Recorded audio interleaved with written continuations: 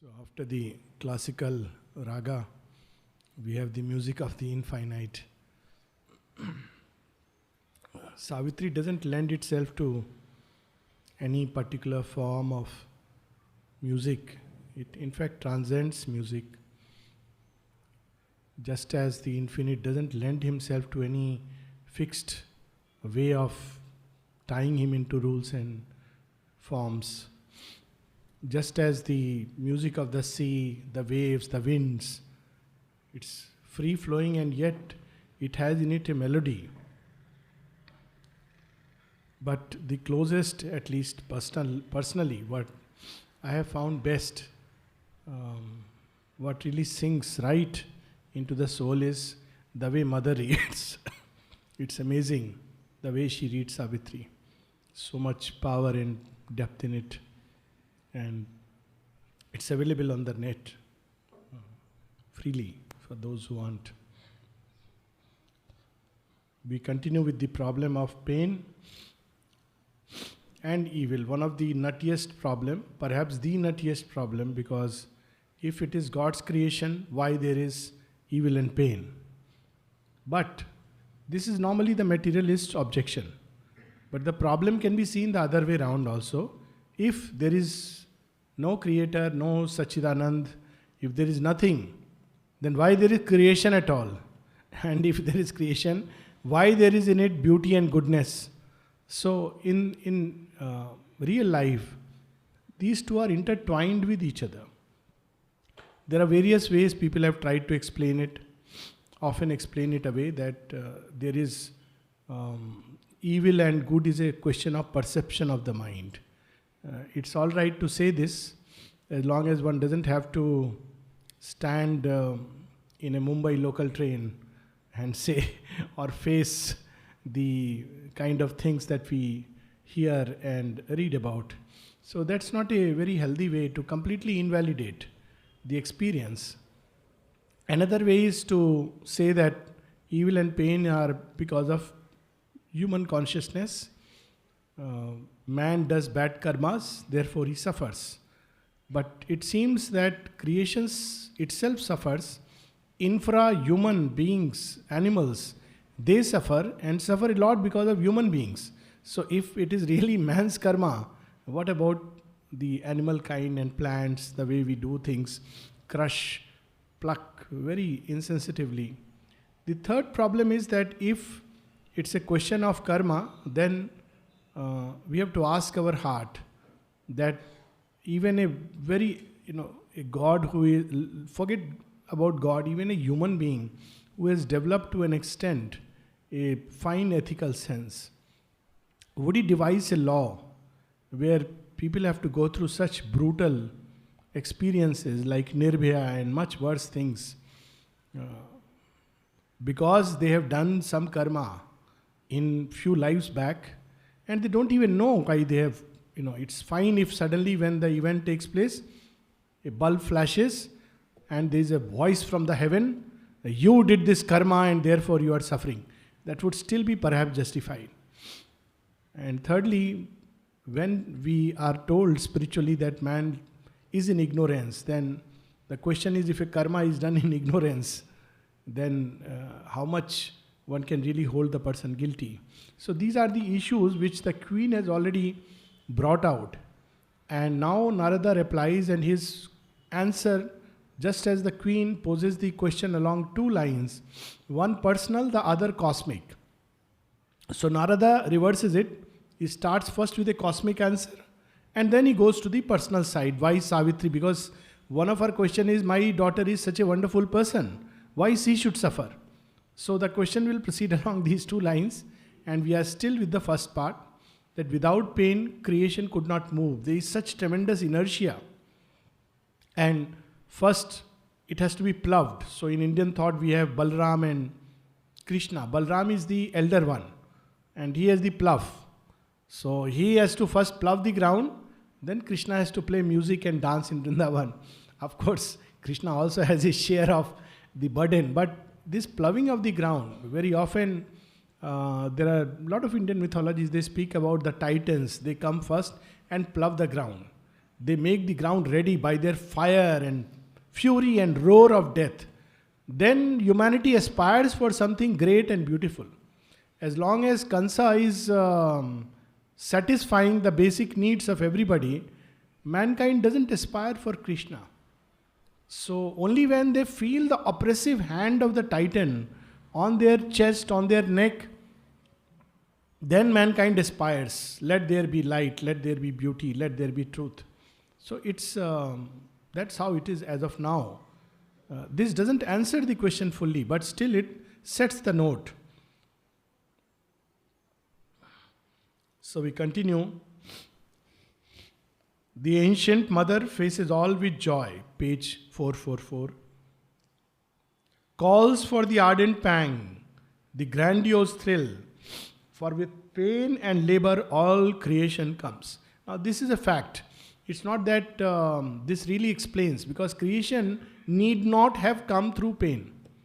That part Sri Aurobindo will explain later. But right now, this is just a fact that we get into our comfort zone and we are not ready. We easily hold on to our limits, and actually pain is nothing else but shake up out of our limits. These limits can be in the mind. So when there are people who have different thoughts than ours, we often get into a quarrel, because these are our barriers, our way of thinking. So we don't like to get out of that comfort zone. So at every level it applies. At the emotional level, at the physical level. This earth is full of the anguish of the gods. Ever they travail, driven by time's goad. So gods also suffer. So what do they suffer? They work in creation endlessly, again and again and again. And we have so many stories about gods going through pain and suffering, because they have been tied to this earth for a work. So here, even this earth is full of and strive to work out the eternal will and shape the life divine in mortal forms. His will must be worked out in human breasts against the evil that rises from the gulfs, against the world's ignorance and its obstinate strength, against the stumblings of man's pervert will, against the deep folly of his human mind, against the blind reluctance of his heart. So, on one side there is the will of the divine in creation, on the other side all that opposes this will. Now what is this opposition? That also Sri Aurobindo will bring out as we proceed. The spirit is doomed to pain till man is free. So one thing is for sure, that as long as we are in ignorance, pain will come. And we are already given a hint right at the beginning as well as now, that if we can align our will and our emotions, our heart and our thoughts to the divine will, then there is a possibility that we can be swiftly lifted out of the pain. Now, I think of this story, which, it's not a real story, but also a real story perhaps. A story of our life. Imagine a bird which is caught up in a bush which is thorny, and it's crying. It's caught up, stuck. Its vision is clouded. It cannot even move freely, because the moment it tries to move, its feathers can bleed. Now there is someone outside who cares and loves and wants to free the bird. So what the person will do? Probably he'll try to clear the bush, put his hand inside, try to rescue the bird. What will be the bird's first response? Whose hand is this? At least here it's my home. And as it's being taken out, pulled out, possibly a few thorns will ruffle the feathers. And the bird is going to cry, "Oh, cruel torturer, don't do this." Not realizing that this is the only thing which should be done. So we are often in that state, in ignorance. The worst difficulty is that we don't even realize God's grace when it comes to set us free. There is a clamor of battle, a tramp, a march, A cry arises like a moaning sea. All these questions he has asked. That, what is this world's history? Full of murders, wars, rapine, plunder. So, what good it is? So, Narada is addressing that. A desperate laughter under the blows of death. A doom of blood and sweat and toil and tears. Men die, that man may live and God be born. And this we can see in our own, not our century, the previous century, the First World War. And what a carnage. And what was the offshoot of this war? Personally, I feel the best part was the life divine and all this came down. Of course, many wouldn't agree, but that's the same time, just as the Gita was given during the war. But second, for the first time, the movement of feminism came up. People realized because men had died, there were very few men. So they had no option but to recruit the women. And first time people realized women are not only as capable, perhaps more capable. So one offshoot of the war was it suddenly brought the feminine into the forefront. There are so many interesting stories. Mother herself had been to these war zones and she talks about it during the First World War. And she says, when I looked at these soldiers who were dying, she suddenly saw that because of their going through the war process, they had become extremely receptive to the divine consciousness. She speaks of that. It's there in one of her talks, that because they had gone through the carnage and bodies were coming, and yet when I visited them, she says, I saw that they had become very receptive and just a little bit of opening and there they could respond, which otherwise they would not respond. The third result of and Nishtha, we know, she suffered a nervous breakdown, Woodrow Wilson's daughter, and how she had also gone to the borders singing to the soldiers, and eventually she suffered a nervous breakdown, and in a certain sense she could never fully recover from that. And how through all this she came here, and the paradox is that she came here primarily after reading essays on the Gita.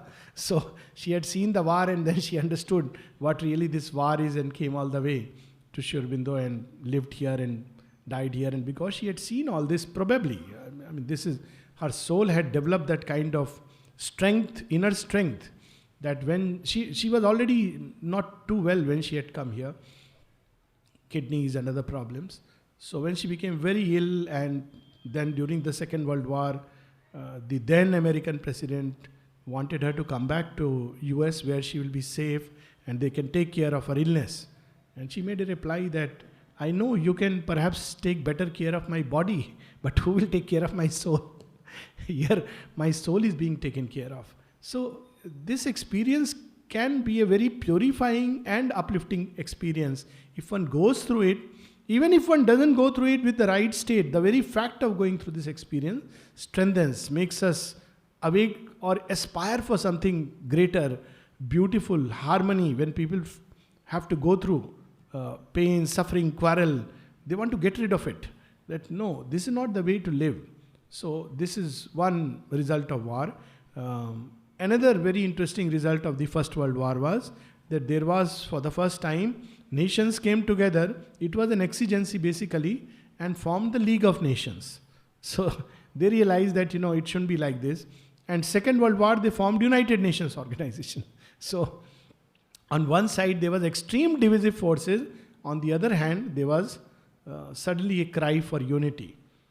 So men die that man may live and God is born. This is how it happens.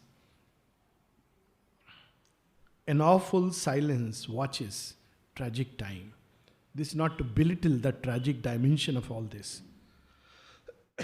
And now comes some marvelous lines worth remembering always. Pain is the hand of nature, sculpturing men to greatness. An inspired labor chisels with heavenly cruelty and unwilling mold. So it's strange that in the Mahabharata, from the outer point of view, the most cozy, comfortable life was actually Duryodhana's. Outwardly, born in a palace, somehow he kept winning the game of dice or this, that, and kept being the crown prince.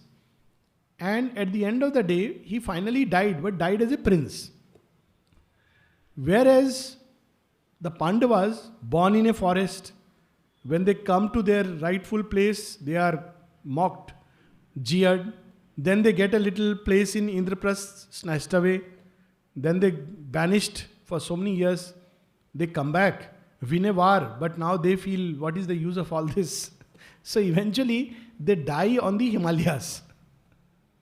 Outwardly, we would say Duryodhana's fate is better, but we will never choose it. Because all said and done, all the painful experiences of the world on one side and Krishna's companionship on other, who would choose those kinglinesses? So pain is the hand of nature sculpturing men. They had to be sculptured. And this Sri Aurobindo says in Essays on the Gita, that those whom the divine loves, how he intervenes time to time, but he lets the instruments go through a process of purifying difficulties, because that's the way that they will become purer, stronger, supple, and ready for being his instrument. Implacable. And look at these words, heavenly cruelty, because that's how we say. Caterpillar, same dimension. Why caterpillar is not, it must be praying. There is no God, it seems, who will come and cut my cocoon. It's paining. But heaven has another plans of the butterfly.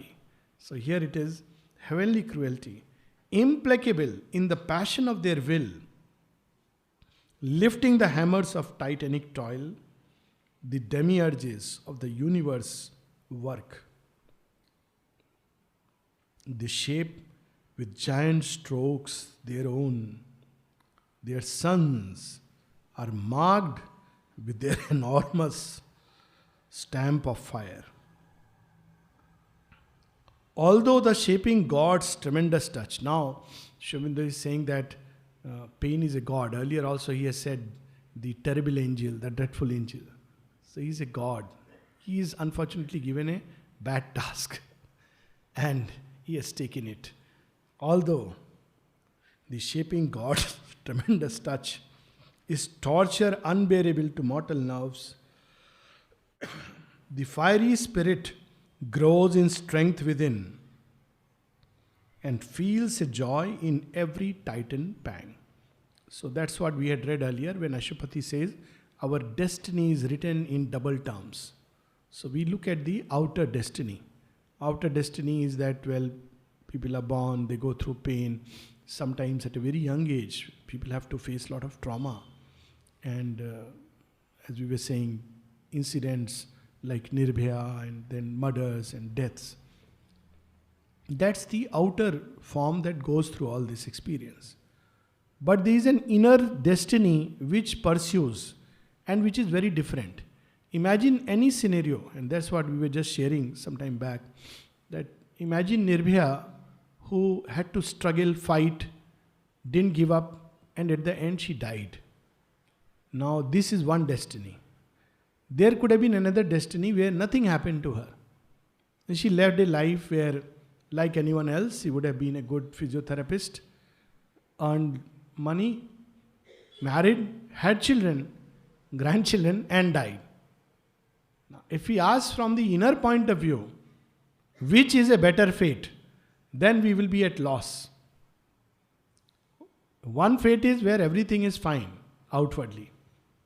The other is where suddenly there is a leap. So very often pain is chosen. Sri Aurobindo says at one place, hell is a shortcut to heaven's gate. Digging a tunnel through emergency. So one is caught up in darkness and one digs a tunnel like the Mahabharata. The whole house is in flames and they have to dig a tunnel through emergency to come out. So this is how pain comes to sculpture us and chisel us. And it's painful, but perhaps next time when we have pain, we should say, oh God, be little gentle. And I'm sure He'll be a little more gentle on us. But we have to go through the process of purification. So, what about those who are great beings? Now he touches that part. Okay, those who have to go through this process, crude consciousness, fine. What about someone like Savitri? She is already such a developed person. Once Dilip Kumar Roy asked this famous question to Sri Aurobindo, why did such a fine flower fade away so soon? Uma Bose, the famous Nightingale of India who died at 21 of throat cancer. So, why did she fade away? Such a fine person, melodious voice, and in every sense a lovely person. And Sri Aurobindo describes, just like he is doing in Savitri, first the cosmic aspect of it and then the individual aspect. And then he says that she had reached a point of development in her life, a very high sattvic development. And she wanted to go beyond. She couldn't have done with this body. It was already caught up in a way of life and was not allowing her to take that leap, and the soul recognizes it. And she takes a leap. So even those who are developed, they also have to go through. And particularly those who want to be, who have this very interesting aspiration that I want to do God's work or be part of your plan. When somebody asks this to Sri Aurobindo, that I want to be part of your mission, Sri Aurobindo says it's very difficult. He would not encourage people.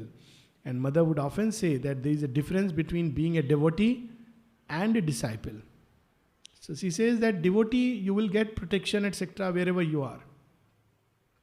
But the moment you say that, no, I want to walk the path, and it is accepted by the divine, she says things become very difficult.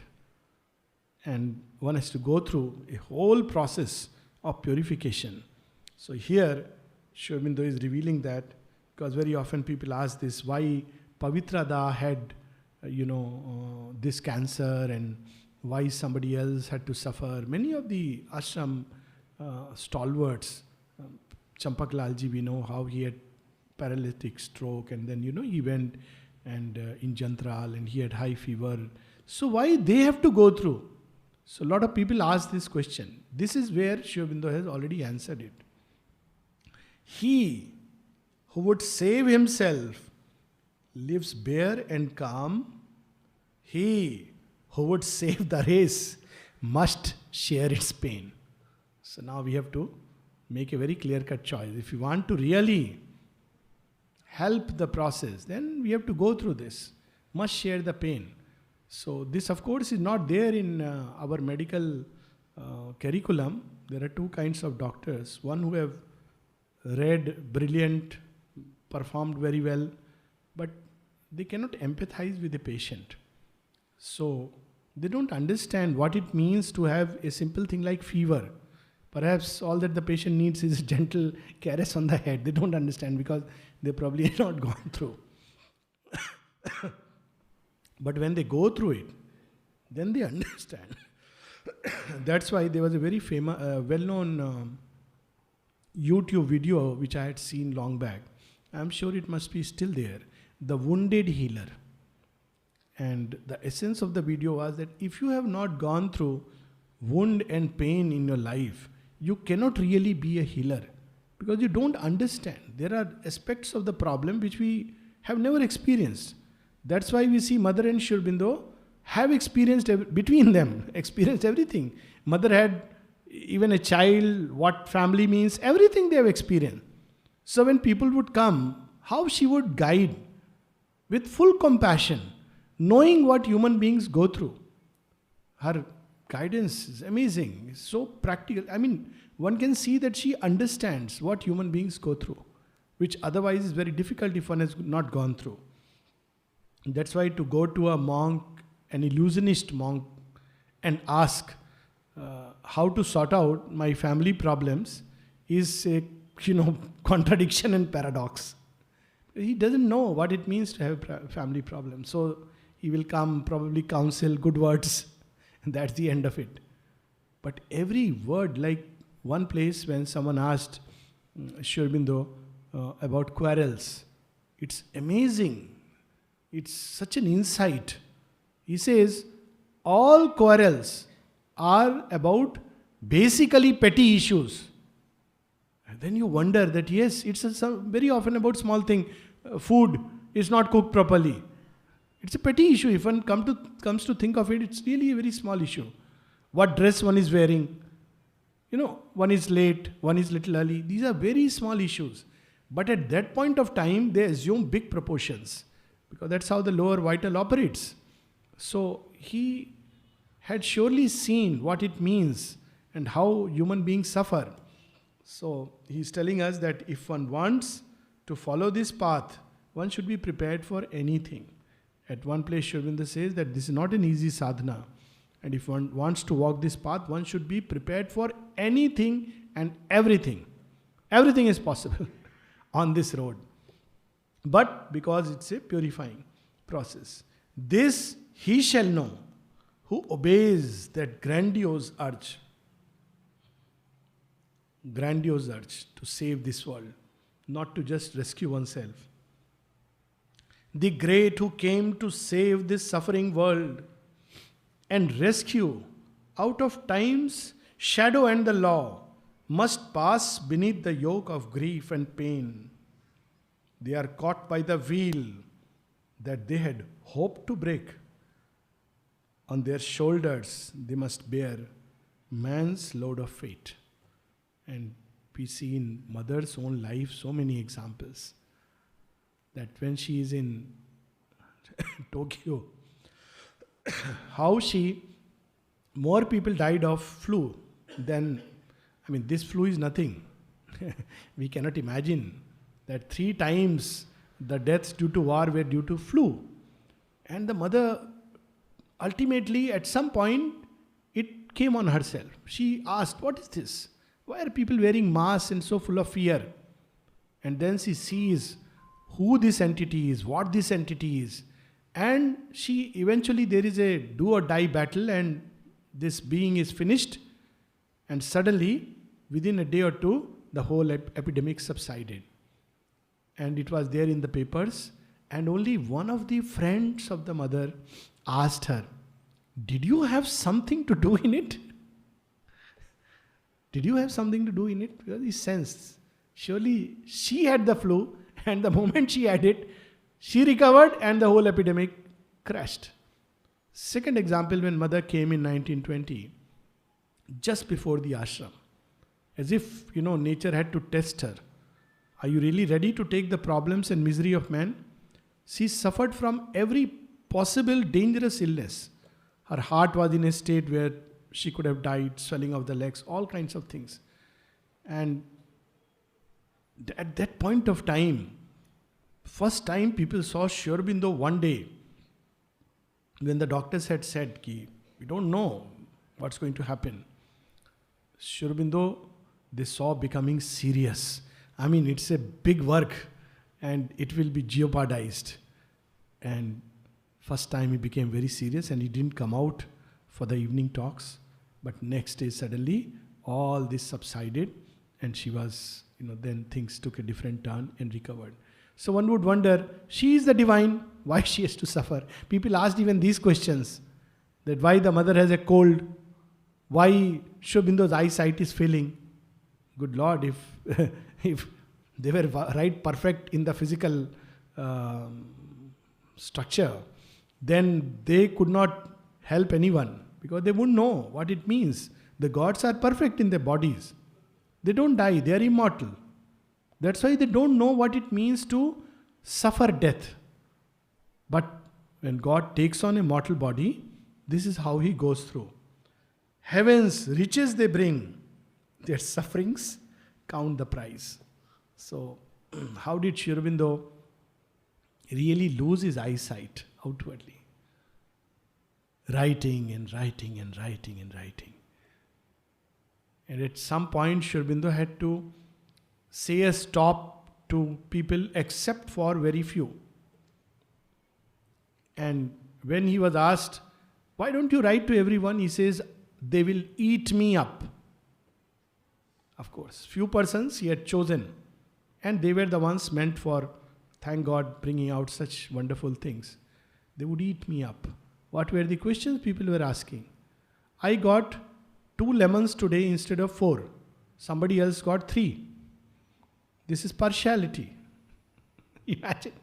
At one point, Sri Aurobindo has to write, the mother and myself are not a tribunal of justice to interfere with every petty quarrel between the sadhaks. You have to sort it out yourself. Basically, they are saying, don't treat us like the head of a family or a tribunal of justice where we have to say you are wrong and you are right and solve these issues. Imagine what kind of things must have come. And yet, they would do it because of compassion. So they bring heaven's riches. And what do they have to pay? Their sufferings count the price. And then number of examples from history. Or they pay the gift of knowledge with their lives. The Son of God, born as the Son of Man, has drunk the bitter cup, owned Godhead's debt. Socrates, it's a clear reference, who was given hemlock and told that you can escape. There were his disciples, just like people came to tell Sri Aurobindo, you can take a place in Alaska. And Sri Aurobindo said, I am not going to budge an inch from there. So those who think that Sri Aurobindo actually ran away and looked for a safe haven are so mistaken, because even while he was here, he was haunted. They had put all kinds of things as incriminating evidence. We all know this story, I am sure. Put in his well, and even one spy was put in his place who had, to point out to Sri Aurobindo exactly like Judas. So he had to shave his head. And one day, when he shaved his head, Suresh Chakravarti said, I also want to shave my head. And he felt, Lord has come to know surely. And fell down at his feet and said, I am sorry, forgive me. I have done something which I shouldn't have done. I am a spy. And nobody would believe him. And Sri Aurobindo accepted. What a amazing.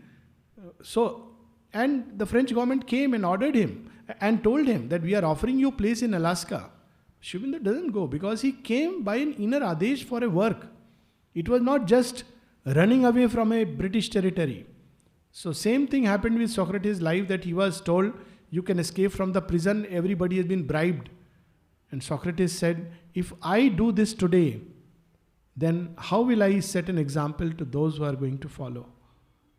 So Socrates drinks the hemlock, clears every debt that he owes. Last sentence, when Kritos asked him that, do you have to say something else? He said, please, I owe a cock to so-and-so, give it to him. He said, it will be done, master. And that's the last. So this is the way he showed the way, that no, even if my life is in mortal danger, I'm not going to bribe people to escape. So here it is that he has drunk the bitter cup, owned Godhead's debt, the debt the eternal owes to the fallen kind. We know about this debt. Sri Aurobindo has said in The Secret Knowledge, a mutual debt binds earth to the Supreme. What is the debt? We agreed to plunge into this ignorance and death and darkness. And because we agreed, it's because without that creation couldn't have been. It's there in one of the Puranas that when there was a Manas Srishti by Brahma, and the 4 Sanat Kumar, they came who gave the Vedas. So Brahma said, go and create.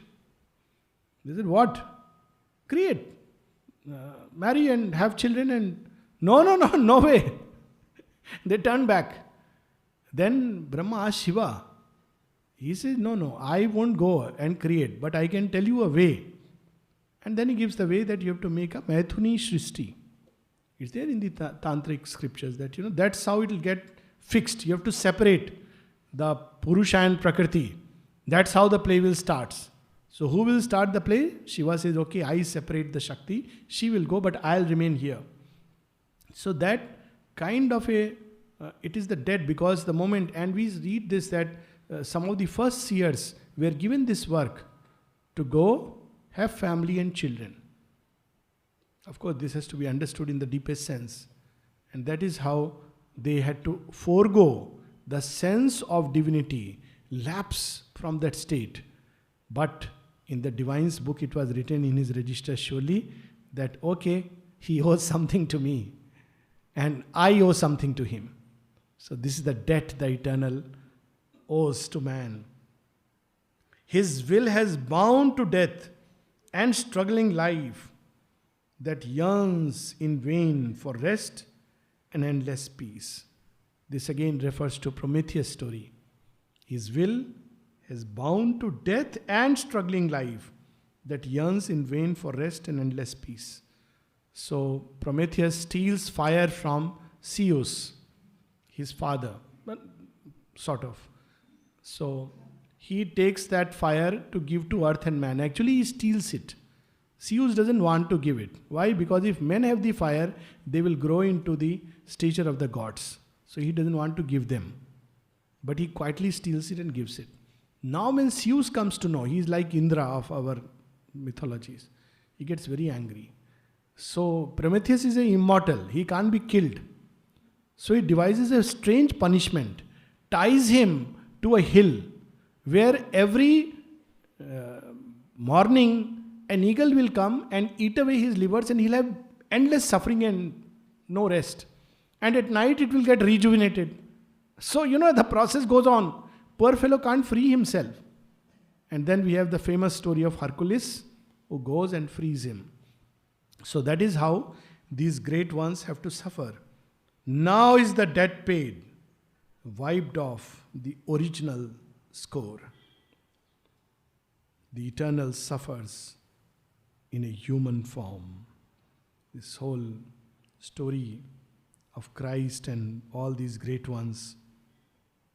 He has signed salvation's testament with his blood. He has opened the doors of his undying peace. Salvation's testament with his blood. Who was the first person to be assured by Christ that you will have a place in the heavens? A thief who was crucified by his side. And he doesn't know what to do, because they also made it appear that Christ is also, somebody who is as bad. It was really to insult him to the utmost. But thief saw in this an opportunity of a lifetime. And he could understand that this is no ordinary mortal. So he tells him, sir, all that I need is that please pray that I have a place in paradise. And the Lord says, yes, you will have a place there. So it is often said that he was the first person who was granted simply because he died alongside Christ. So we have these stories here which Sri Aurobindo has brought out in a beautiful way. Sometimes I think one should just pick out these stories which are there in Savitri and just, they are lovely stories. He has opened the doors of his undying peace. The deity compensates the creature's claim. The creator bears the law of pain and death. So we cannot pay the tax of night. That little story of mother going in the car. And this story is often told in a very frivolous way, but I find it symbolically so beautiful. And the person would not let the car pass, some toll or something, I've forgotten. And he wanted money, or probably it was fast driving. The background is, and he asked for bribe. And Pavitra Da and no. And mother takes out 5 rupees and says, give it. Now, this story is often misrepresented as saying that, mother did. No. She knows what humanity is. When in Auroville they were purchasing land, the mother wanted that land should be purchased as soon as possible.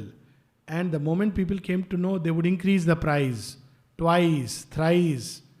So someone asked the mother that, what do we do? She said, give him the full money and take it, because human greed will never end. And this was not listened to. See the result. Till date, they are struggling. And now some huge multinationals have come and they want to have resorts and all this. And now people in Auroville are wondering how to safeguard it, because now the prices have gone skyrocketed. They are really trying. But that time the mother said, give it, because human greed is endless. So this is the debt.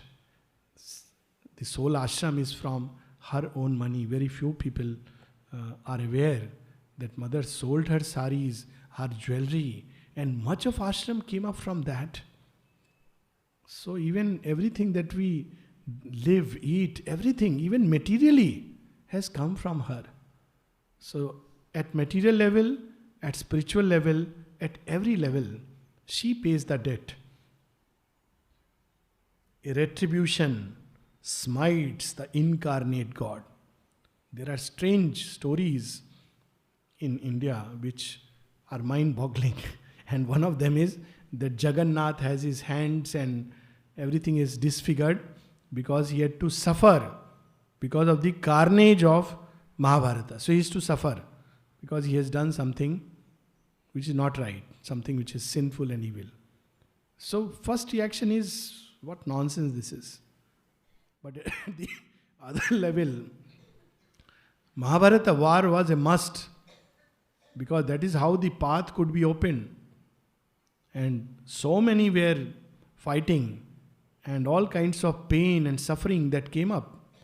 So somebody has to take upon himself. Who else but the Lord? And that is why he could assure Arjuna, Aham tva sarva papebhyo mokshayishyami mashucha. Don't worry, this has to be done. Do it. You are worried about sin, evil, I'll take it upon myself. It is not just a casual statement. Literally he takes upon himself. When Sri Aurobindo was asked, why did Sri Ramakrishna have to suffer from the throat cancer? He died at 58, Sri Ramakrishna Paramahansa. He said, why? Don't you know what he has said? So the disciple asked, what has he said? He said he had to take upon himself the deeds of his own disciples. So the divine takes it, because then only the debt can be paid. Last few lines before we break off. His love has paved the mortal's road to heaven. He has given his life and light to balance here the dark account of mortal ignorance. His love has paved. Imagine if one had to walk the path without mother's grace and love. I think one cannot even imagine. It's impossible to even conceive. But she paves the way which would be a way of thorns with her love. Come, my child, hold my hand, or hop into my lap. I'll take you through. This is how the love paves the way. It is finished. The dread, mysterious sacrifice offered by God's martyred body for the world. Gethsemane and Calvary are his lot. It's a beautiful garden, at least if one looks for Gethsemane, the Garden of Gethsemane in Israel, that area. That's the place where Christ used to meet his disciples. So Judas told the police people that, look, I know where he comes. So when he comes, you be around and I'll point out the finger, that's all. So Gethsemane is his lot. And Calvary is the hill where he was crucified. What man gives and what he gives to man. The mother has said that Christ was an avatar who brought the divine love to earth. But he knew that his mission would fail. Man was not ready. He carries the cross on which man's soul is nailed. His escort is the curses of the crowd. Insult and jeer are his rights' acknowledgement. 2 thieves slain with him mock his mighty death.